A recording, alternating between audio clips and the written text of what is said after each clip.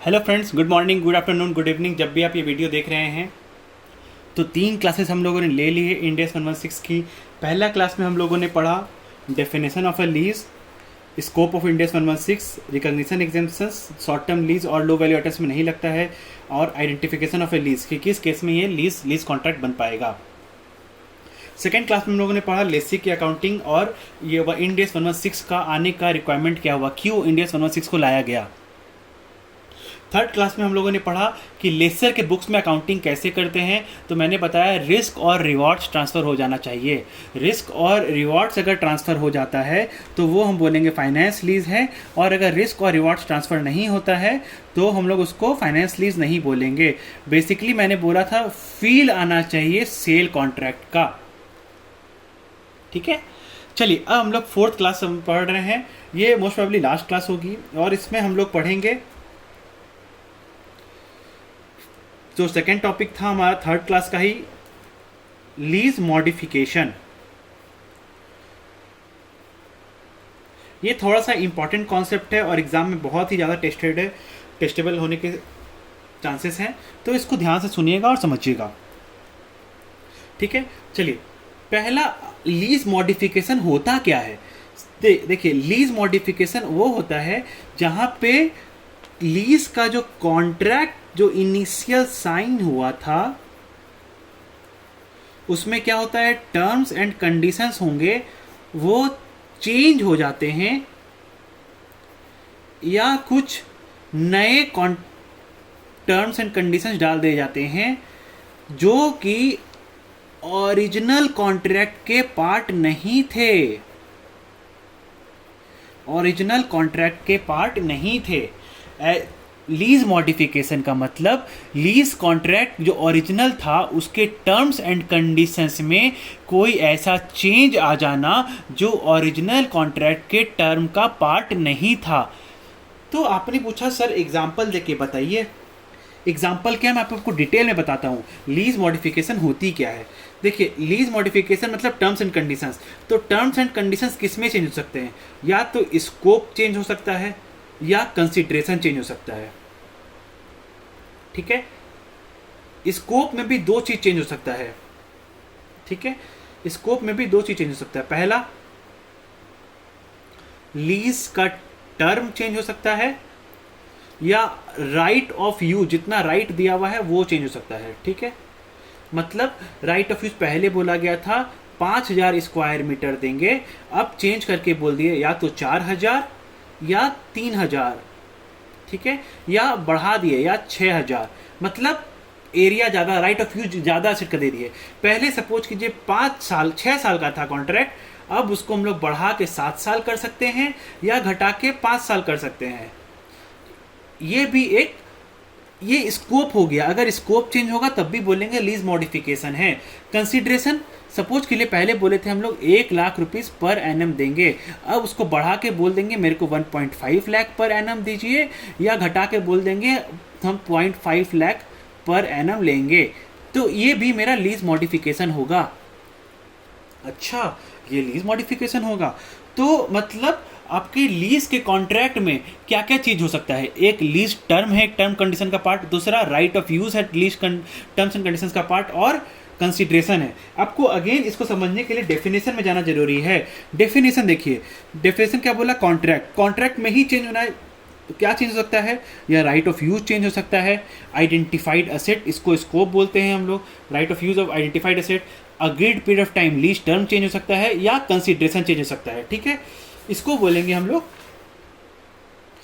कि lease modification है।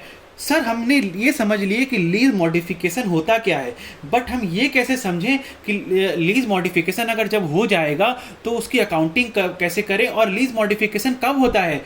तो देखिए बताता हूँ। जैसे सपोज कीजिए आपका ओरिजिनल टर्म था 5 साल का, यहाँ पे 2 साल बीतने के बाद लेसी या लेसर को लगा कि लेसी को लगा कि ये बाकी 3 साल है, तो मेरे को 3 साल में मेरे को और भी ज़्यादा काम पड़ेगा तो असेट का, तो मेरे को एटलीस्ट 7 साल के लिए और चाहिए, तो अभी बचा 3 साल। तो वो लेसर के पास जाएगा, लेसर भाई मुझे असेट ना 4 साल के लिए और दे दो ना आप।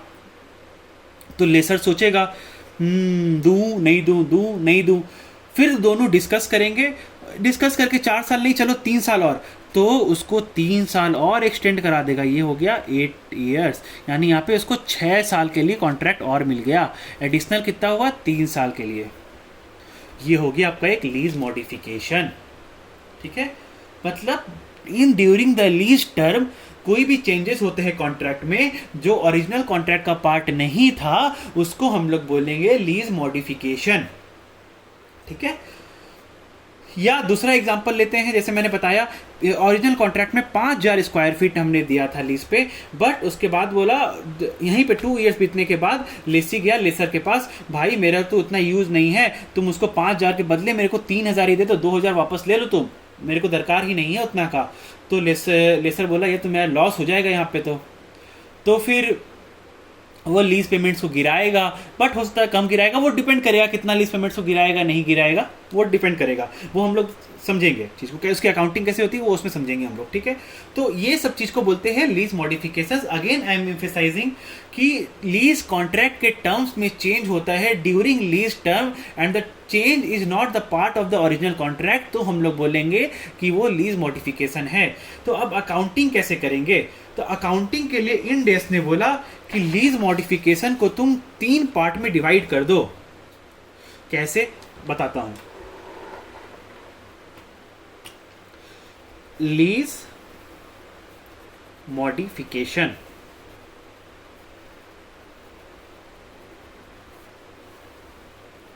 पहला इंक्रीज इन स्कोप।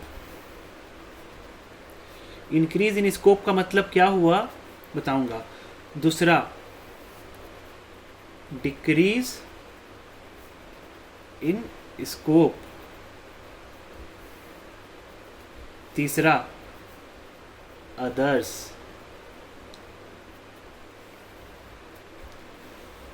चलिए समझते हैं अब एक एक को। इंक्रीज इन स्कोप में इंड एस ने बोला 2-3 कंडीशन और बोला। पहला, जो स्कोप इंक्रीज हुआ उसके साथ कंसिडरेशन भी इंक्रीज हुआ।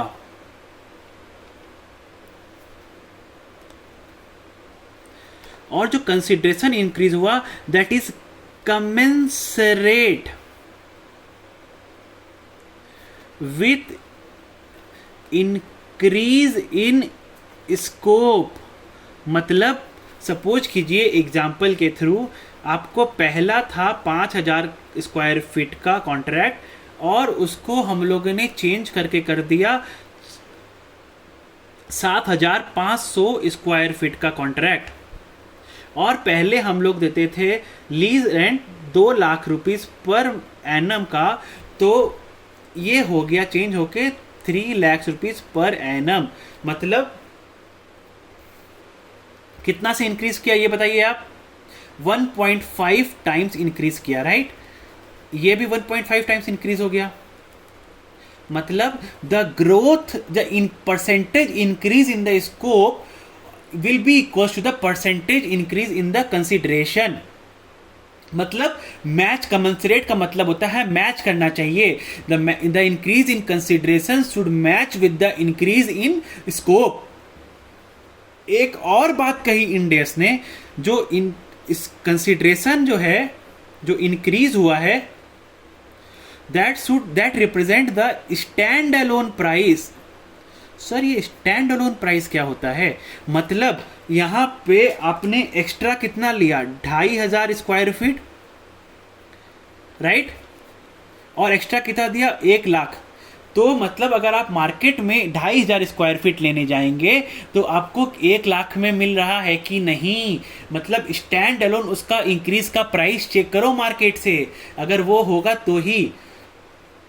तो बोला अगर ये तीनों कंडीशन सेटिस्फाई हो जाता है तो तुमको उसको लीज मॉडिफिकेशन की तरह ट्रीट नहीं करना है और वो बन जाएगा तुम्हारा एक सेपरेट कॉन्ट्रैक्ट। इसको मैं डिटेल में समझाता हूं, फिर से एक बार समझा रहा हूं। देखिए, इंक्रीज इन स्कोप होगा, इंक्रीज इन स्कोप होगा और 3 कंडीशन होगा, कंसिडरेशन भी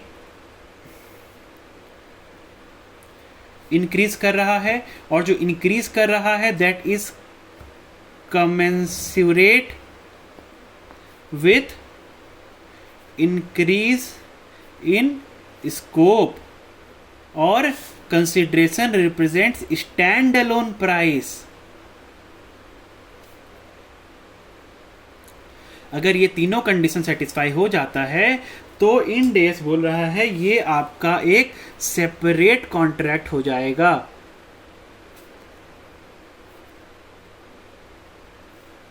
सेपरेट कॉन्ट्रैक्ट हो जाएगा मतलब जैसे हम लोगों ने लेसी के बुक्स में एक सेपरेट कॉन्ट्रैक्ट का अकाउंटिंग पढ़ी थी कि ROU S account debit to lease liability record करना पड़ता है, एक नया कॉन्ट्रैक्ट की तरह इसको ट्रीट करना है आपको। मतलब ये एक नया कॉन्ट्रैक्ट हुआ है, बेसिकली आपको इसको एक नया कॉन्ट्रैक्ट मान के, नया लीज कॉन्ट्रैक्ट मान के फिर इसको शुरू से उसकी अकाउंटिंग करनी है।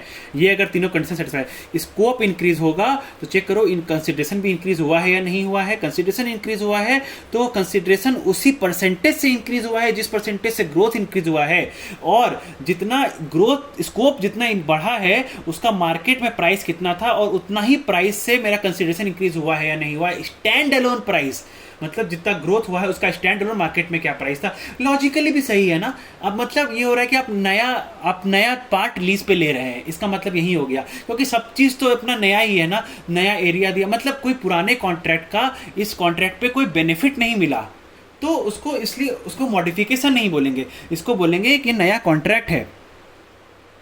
तो हम लोगों ने देखा कि लीज कॉन्ट्रैक्ट में, लीज की मॉडिफिकेशन में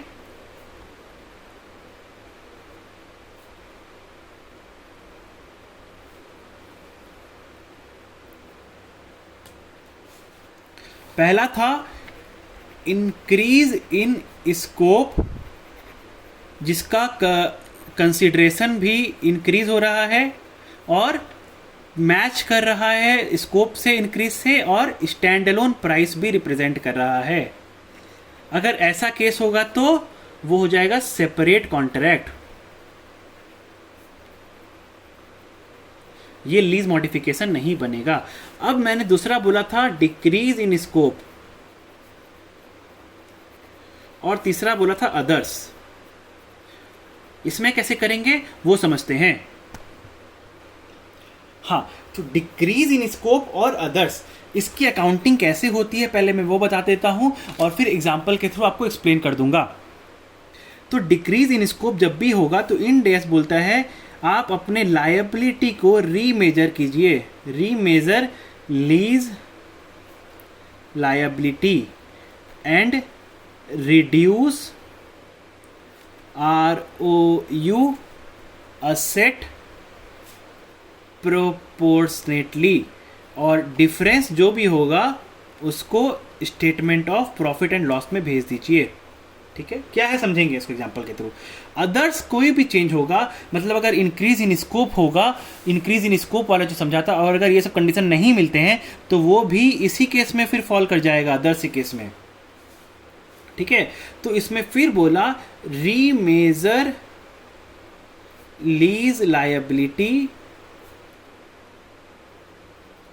ठीक है, and change ROU asset with an equivalent amount, equivalent change in lease liability।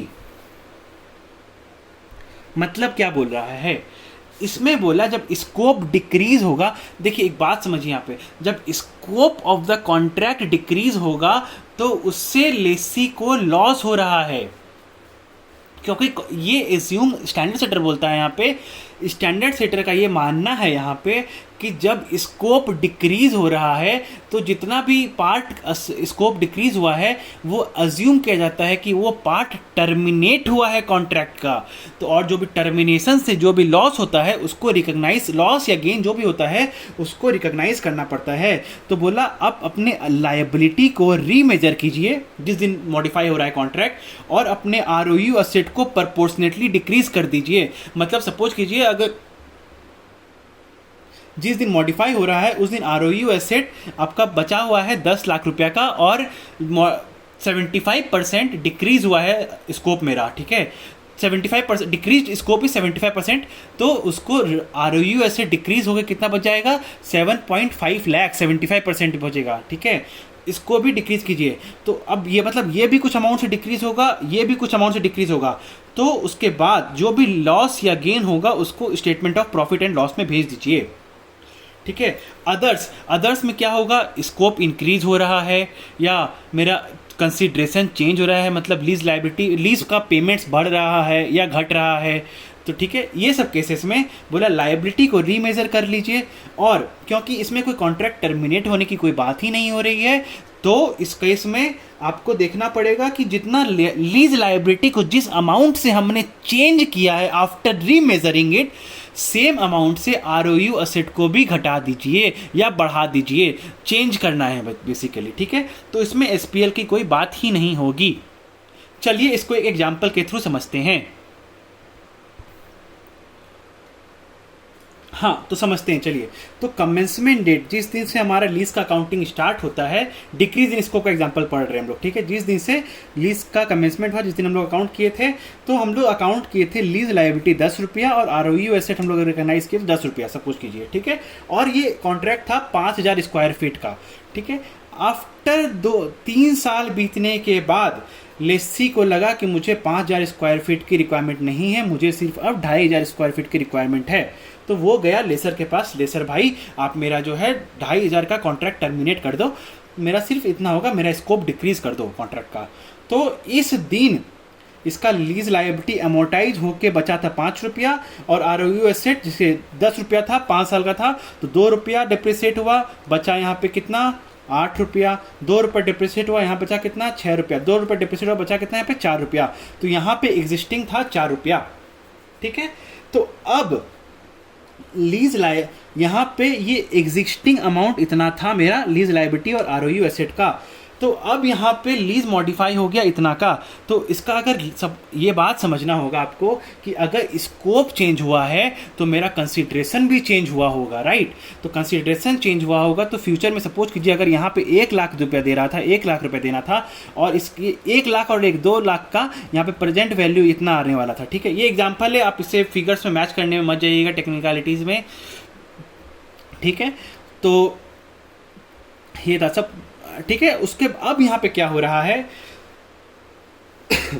यहाँ पे अब क्या हो रहा है कि अगर आपको यहाँ पे ये डिक्रीज हो जाएगा, क्योंकि पहले ये 5000 स्क्वायर फीट का था, अब ये डिक्रीज होके सपोज कीजिए हो जाएगा 90,000 या 80,000 हो जाएगा, दोनों डिक्रीज होके 80,000 हो गया, ठीक है। तो अगर ये डिक्रीज होके 80,000 हो जा रहा है आपका, तो आपका लीज लायबिलिटी को रीमेजर करना पड़ेगा। लीज लायबिलिटी रीमेजर करने के बाद आपका सपोज कीजिए ये हो जाता है 3.5, तो चेंज कितना हुआ 1.5 से लायबिलिटी गिर गया मेरा, ठीक है। और ROU एसेट आपका कितना हो जाता है, ROU एसेट देखिए आपका लीज का कॉन्ट्रैक्ट कितना से गिरा है 2500 डिवाइडेड बाय 5000, तो आपका ये होता है 50% से गिर गया। तो 50% ऑफ 4 कितना होता है 2, चेंज कितना होगा 2, ठीक है। तो आपको क्या करना होगा, लीज लायबिलिटी को 1.5 गिराना होगा और ROU एसेट को 2 से गिराना होगा। तो एसेट जब गिरेगा तो क्या होता है क्रेडिट टू ROU एसेट 2 रुपया, और लीज लायबिलिटी जब गिरता है, लायबिलिटी गिरता है तो वो होता है डेबिट, लीज लायबिलिटी हो जाएगा डेबिट आपका 1.5 रुपीज़। यहाँ पे लायबिलिटी एसेट ज़्यादा गिर रहा है और लायबिलिटी कम गिर रहा है, इसलिए हो गया आपको लॉस। बैलेंस कीजिए एंट्री को, यहाँ पे हो गया स्टेटमेंट ऑफ प्रॉफिट और लॉस डेबिट 0.5 रुपीज़, ये आपकी एंट्री होगी। मैं आपको एक बार फिर से रिवाइज करा रहा हूँ ये कॉन्सेप्ट। इनिशियल में जब हम लोग कॉन्ट्रैक्ट में इंटर किए थे तो 10 रुपया और 10 रुपया लीज लायबिलिटी रिकॉर्ड किए थे हम लोग, और ROU एसेट भी रिकॉग्नाइज किए थे। ये 5000 स्क्वायर फीट का कॉन्ट्रैक्ट था, इसको हम लोगों ने 3 साल बाद लीज को मॉडिफाई किया, 2500 स्क्वायर फीट का बनाया, और जिस दिन मॉडिफाई कर रहे थे उस दिन एग्जिस्टिंग लीज लायबिलिटी कैरिंग, ये कैरिंग अमाउंट है, carrying amount of lease liability और carrying amount of ROU asset 5 रुपये और 4 रुपये बचा था।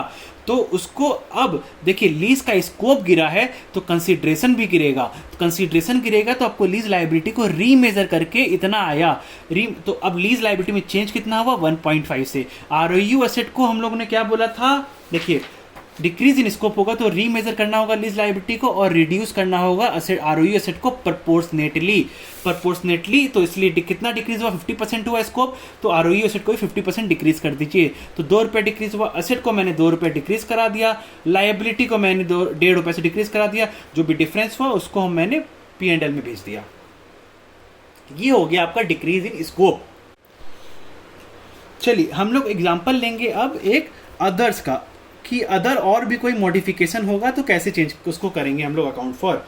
तो देखिए कमेंसमेंट डेट था जहाँ पे हम लोग लीज की अकाउंटिंग करते हैं, ठीक है, तो उसमें लीज टर्म था 5 ईयर्स, 1 2 3 4 5। आरओयू एसेट हमने रिकॉग्नाइज किया था 10 रुपीज़, तो लीज लायबिलिटी भी रिकॉग्नाइज किया था 10 रुपीज़। लीज रेंट जो पे करना था वो 3 लाख रुपये साल का पे करना था, ठीक है। अब 3 ईयर्स के एंड में लेसी और लेसर को लगा कि लीज रेंट अभी इंक्रीज कर देना चाहिए क्योंकि इन्फ्लेशन का इफेक्ट आ गया है, इन्फ्लेशन बढ़ रहा है, मार्केट में रेंट बढ़ रहा है, तो हम लीज रेंट इंक्रीज कर देते हैं। कॉन्ट्रैक्ट में, ओरिजिनल कॉन्ट्रैक्ट में मेंशन नहीं था, बट लेसर को लगा तो उसने लेसी को बोल दिया, भाई लेसी देख तेरे को रहना है तो रह, नहीं रहना है तो मत रह, बट हम रेंट जो है 3 लाख रुपए से 4 लाख रुपए साल का करेंगे।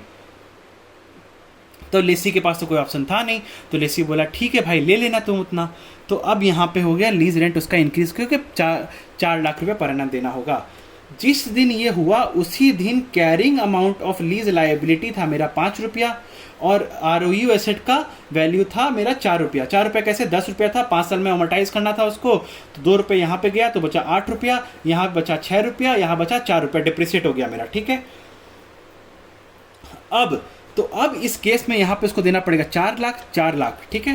तो अब यहाँ पे उसको रीमेजर करना पड़ेगा लीज लायबिलिटी को, और रीमेजर करने के बाद आता है सपोज कीजिए 6 रुपया, ठीक है। तो चेंज कितना हुआ, चेंज हुआ 1 लाख से, 1 रुपया से। तो बोल रहा है जैसे हम लोगों ने प्रीवियस एग्जांपल में किया था कि आरओयू एसेट को प्रोपोर्शनेटली रिड्यूस किया था, यहाँ पे वैसे नहीं करना है। यहाँ पे बोला ये जितना चेंज हुआ ना यहाँ पे भी उतना ही कर दो डायरेक्टली, ठीक है। तो ये बढ़ा था, इसको भी बढ़ा के 5 रुपया रिकॉर्ड कर दो। तो इसकी एंट्री क्या हो जाएगी, लीज लायबिलिटी बढ़ रहा है, ROU asset account debit to lease liability, कितना 1 रुपया से। तो इसमें no transfer to statement of profit और लॉस, ठीक है। ये हो गया आपका लीज मॉडिफिकेशन। चलिए एक बार कॉन्सेप्ट को रिवाइज कर लेते हैं। लीज मॉडिफिकेशन में क्या होता है, change in the contract terms that was not the part of the original contract, ठीक है। इसमें 3 तरह के लीज मॉडिफिकेशन होते हैं। पहला जिसका स्कोप इंक्रीज हुआ है और स्कोप के इंक्रीज के साथ साथ कंसिडरेशन भी इंक्रीज हो रहा है, और जितना कंसिडरेशन स्कोप बढ़ा है उसी परसेंटेज से कंसिडरेशन भी बढ़ा है, और कंसिडरेशन मैच करता है standalone price of the increase in scope, ठीक है। कि मार्केट में लेने जाएंगे तो उस स्टैंडअलोन ग्रोथ को कितना में हमको लीज रेंट लगेगा, अगर वो मैच कर रहा है तो इन डेज बोला कि उसको आप मॉडिफिकेशन मत मानिए, उसको आप एक न्यू लीज कॉन्ट्रैक्ट मान के अकाउंटिंग कीजिए। अब होता है डिक्रीज इन स्कोप। अगर जब स्कोप डिक्रीज होगा तो आपने लीज लायबिलिटी को मॉडिफिकेशन के डेट में रीमेजर कीजिए, आरओयू एसेट को डिक्रीज कीजिए प्रोपोर्शनेटली, और जो भी डिफरेंस होगा डिक्रीज का उसको आप statement of profit and loss में ले जाइए, गेन या लॉस को। अगर और कोई दूसरे तरह का मॉडिफिकेशन होता है तो अपने लीज लायबिलिटी को रीमेजर कीजिए, जितना भी चेंज हो रहा है या आइदर इंक्रीज और डिक्रीज सेम अमाउंट से अपने आरओयू एसेट को इंक्रीज या डिक्रीज कर दीजिए, क्योंकि चेंज जो है आरओयू एसेट और लीज लायबिलिटी में सेम अमाउंट से हो रहा है, तो there is no requirement of statement of profit and loss, so no amount will be transfer to statement of profit और loss. So this completes our Ind AS 116 का discussion. अगर आप लोगों को कोई भी क्वेरी हो इंड एस 116 में तो मुझे कांटेक्ट करें। मेरी कांटेक्ट डिटेल्स मेरे वीडियो के नीचे लिंक में दी हुई है। Thank you.